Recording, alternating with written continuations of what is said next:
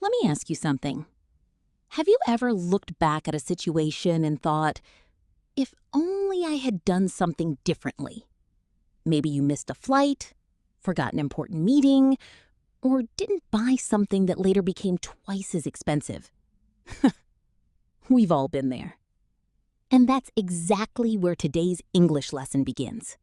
Because when native speakers talk about regrets, missed opportunities, or imaginary past situations, they often use one powerful structure: would have. For example, I would have helped you. I would have gone. I would have called you. And sometimes, I would have been happy. She would have been surprised. At first, these sentences can sound confusing. Exactly. Because we're talking about things that never actually happened.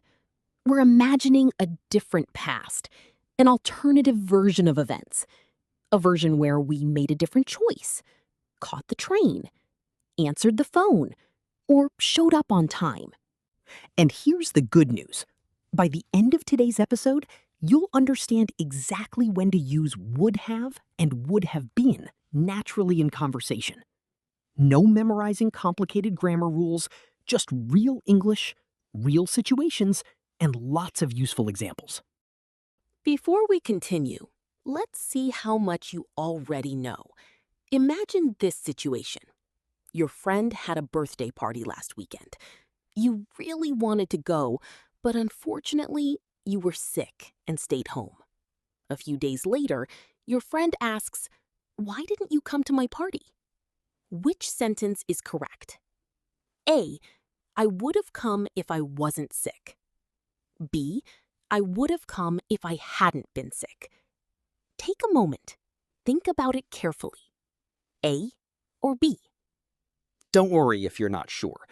Many English learners choose the wrong answer because both sentences sound possible, but only one is grammatically correct. Keep your answer in mind, because we'll reveal it later in today's lesson. And by the end of this episode, you'll know exactly why one answer works and the other doesn't. Let's continue.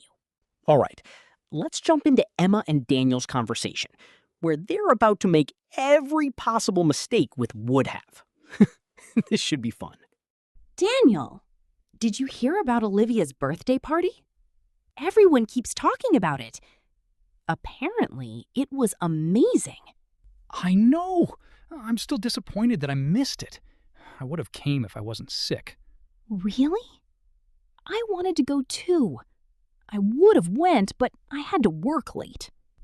That's unfortunate. Olivia said there was live music and great food. I would have been there all night if I could. Same. And I would have been go earlier if my manager hadn't called me. At least you had a reason. I stayed home feeling terrible. If I felt better, I would have gone to the party. Well, that's better than my weekend. I saw photos online and thought I would have enjoyed that. The worst part is that everyone met Olivia's cousin. Apparently he's really interesting. I would have met him if I wasn't busy. And I heard they all went bowling afterward. I definitely would have came with them. Me too. I would have had so much fun. Did you hear about Jake's trip? He missed his flight on Sunday. Really? What happened? He overslept. He told me I would have catched the plane if I woke up earlier. Oh no. That's painful. If that happened to me, I would have cried. Actually, I would have cried. Honestly, same. Travel mistakes are the worst. Definitely. And now Olivia keeps saying, you should have been there. Every time she says it, I feel like I would have hid under a table. Well, next time we'll plan better. And hopefully, we'll learn how to use woulda correctly too. At this point, I would have agreed with that. All right, everyone. Let's help Emma and Daniel before they accidentally invent an entirely new version of English. We heard things like, I would have came, I would have went, I would have be there. And while those sentences may sound close, they aren't quite right. But before we talk about the grammar, let's talk about the meaning. Because understanding the meaning is what really matters. Exactly. When we use would have, we're usually talking about an imaginary past, a different version of reality, something that didn't actually happen, but could have happened under different circumstances. Think of it as looking back at the past and saying, things might have been different. Let's start with one of the most common uses: regrets. We've all had moments where we wished we had made a different choice. Maybe you saw a beautiful jacket in a store. You loved it. You picked it up, you looked at the price, and then you put it back. A week later, you return to the store. It's gone. Sold out. Gone forever. And suddenly you say, I would have bought it. In other words, if you had known it would disappear, you would have made a different decision. Exactly. The purchase didn't happen, but in your imagination, there's an alternative version of the story where it did. And that's why native speakers use sentences like, I would have bought it. I would have taken the opportunity. I would have said yes. I would have accepted the offer. Here's another common example. Imagine your friend moves into a new apartment. You discover this 3 days later. Your friend says, we spent all day carrying furniture. And you reply, oh no, I would have helped you. That's a very natural sentence. You're saying, if I had known about it, I would have helped. Exactly. You didn't help. The action never happened, but your intention was there. And that's what makes would have so useful. It allows us to talk about possibilities that existed, but never became reality. Let's imagine another situation. You're running to catch a bus. You're almost there. You can see the bus. You're waving your arms. You're running faster. And then the bus drives away. That's one of life's greatest disappointments. It really is. Now imagine someone asks, what happened? You might say, I would have caught the bus if I had left home 5 minutes earlier. The bus ride didn't happen, but you're imagining a different outcome, a different version of the morning. Here's another one. Imagine you're leaving for work. You're halfway to the office. Then, suddenly, you reach into your pocket. No phone. Your heart immediately stops. Every modern person's nightmare. Exactly. So you turn around, go home, find the phone, and arrive late. Later, your coworker asks, why were you late? You explain, I would have arrived on time if I hadn't forgotten my phone. Again, we're talking about an outcome that never happened. You weren't on time, but you can imagine the version of events where you were. Let's imagine one more situation. Your friends go to a concert. They have an amazing time. The next day, they show you photos, videos, stories. And you're sitting there thinking, wait, there was a concert?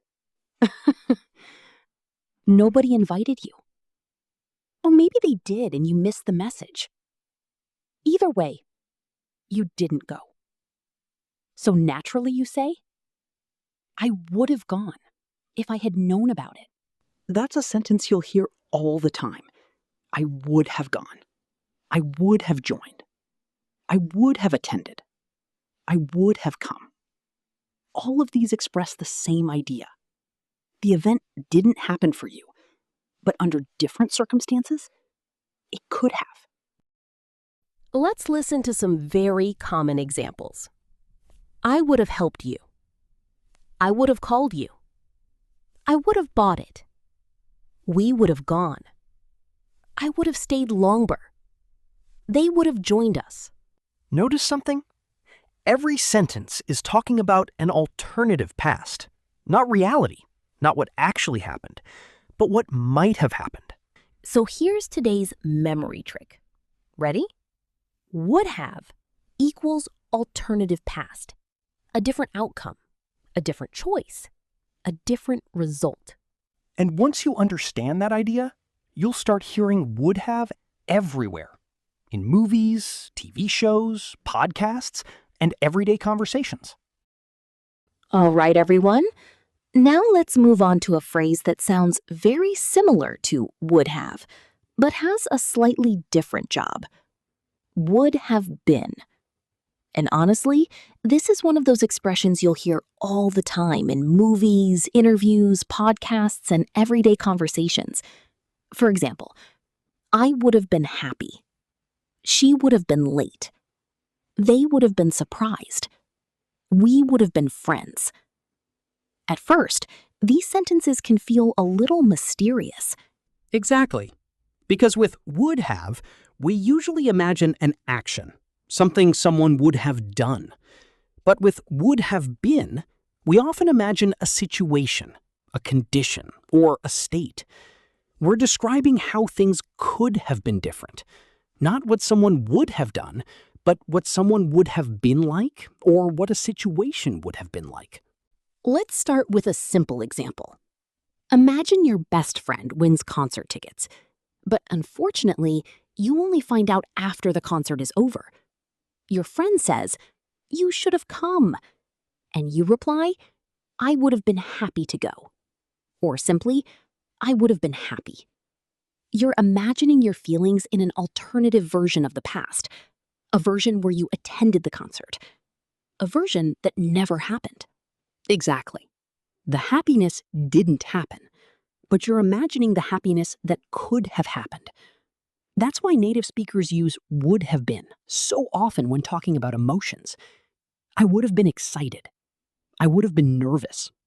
I would have been disappointed. I would have been thrilled. Let's imagine a job interview. You apply for a position. Everything goes well. The interview feels great. But then, the company chooses another candidate. A few weeks later, your friend asks, "How do you feel about it?" You might say, "I think I would have been happy in that job." That's a very natural sentence. You're imagining a different reality, a reality where you got the job. Exactly. The job never happened, but you're imagining the life you could have had, the experience you could have enjoyed, the person you might have become. And that's why would have been is so powerful. Let's imagine your friends go on vacation to a tropical island. They show you beautiful photos, crystal clear water, sunshine, and incredible beaches. Meanwhile, you stayed home doing laundry. A painful comparison. Very painful. Looking at those photos, you might say, "I would have been so relaxed on that trip." Or, "I would have been happy there." Again, you're imagining yourself in a situation that never happened. Here's another example. Imagine you moved to a different city when you were young. Years later, you wonder what life would have been like if your family had stayed. You might say, "I would have been friends with different people. I would have been at a different school. Life would have been completely different."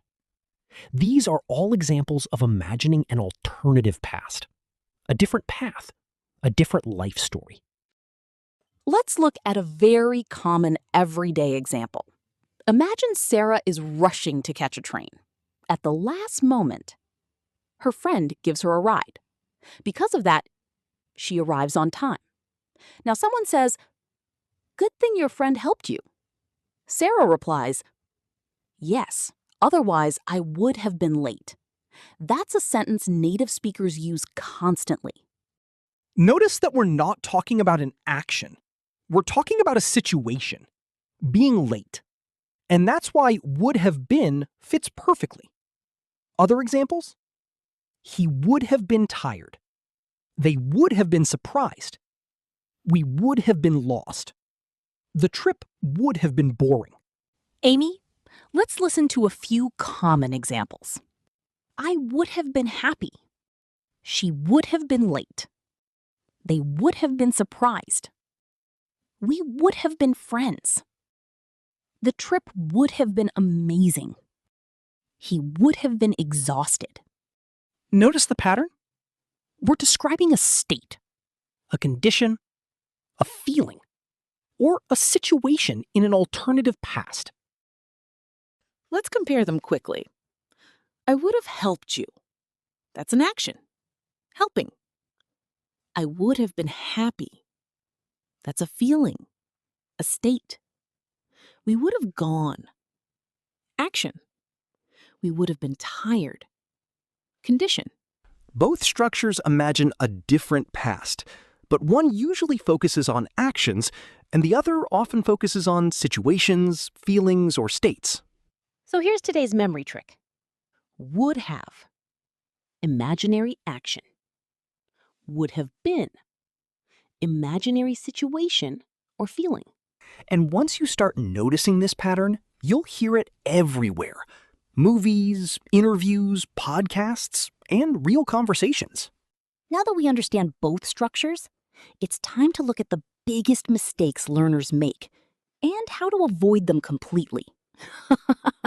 Because Emma and Daniel definitely gave us plenty of examples to work with. All right, everyone. Now it's time for the part of the lesson that can save you from some very common English mistakes. Because once learners understand the idea of would have and would have been, they usually make the same few errors. And honestly, those mistakes are completely normal. Exactly. Most of the problems happen because learners forget one important rule. After would have, we use a past participle, not the base verb, not the simple past verb, the past participle. And that's where things often go wrong. Let's start with one of the most common mistakes. I would have went. This sounds natural to many learners because went is the past tense of go. But after would have, we don't use the past tense. We use the past participle. So the correct sentence is, I would have gone. Exactly. Remember, go, went, gone. After would have, we need gone, not went. Here's another very common mistake. I would have came. Again, it sounds close, but it's not correct. The correct sentence is, I would have come. Because come, came, come. The past participle is come, not came. And native speakers make this pattern automatically. That's why you'll hear, I would have come. She would have come. We would have come earlier. Now, let's look at would have been. Many learners accidentally say, she would have be happy, or I would have be tired. The correct form is, she would have been happy. I would have been tired. Because after would have, the verb be becomes been.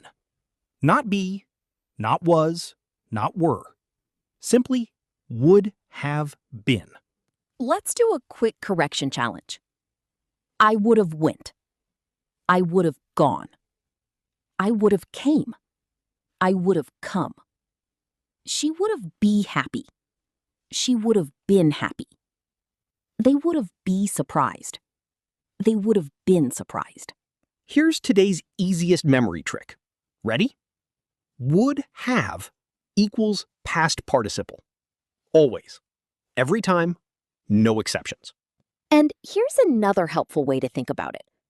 Would have lets you talk about an alternative past, a different version of events, a different outcome, a different story. That's why we call it would have equals alternative past. A past that never happened, but could have happened. And now that we've fixed the biggest mistakes, It's time to see whether Emma and Daniel can finally use would have correctly. Let's find out. Hey, Daniel. How was your weekend? Pretty good, actually. I was supposed to go to Olivia's birthday party on Saturday. I really wanted to be there. I heard it was a great party. Why didn't you go? I got sick that morning. Honestly, I would have gone if I hadn't been sick. That's unfortunate. I saw some photos online. It looked like everyone had a fantastic time. I know. A few friends told me about it later. I think I would have enjoyed it. Probably. There was live music, games, and way too much food. Now I feel even worse. What about Olivia? Was she disappointed that you missed it? A little. She said she was hoping I'd come. I think she would have been happy if I had been there. That makes sense. You two have been friends for years. Exactly. I felt bad about missing it. I would have called her sooner, but I spent most of the weekend resting. At least you're feeling better now. Much better. What about you? How was your weekend? It was busy. I almost bought a new laptop. Almost? What happened? I decided to wait. Then on Sunday, the store announced a huge discount. Oh, no.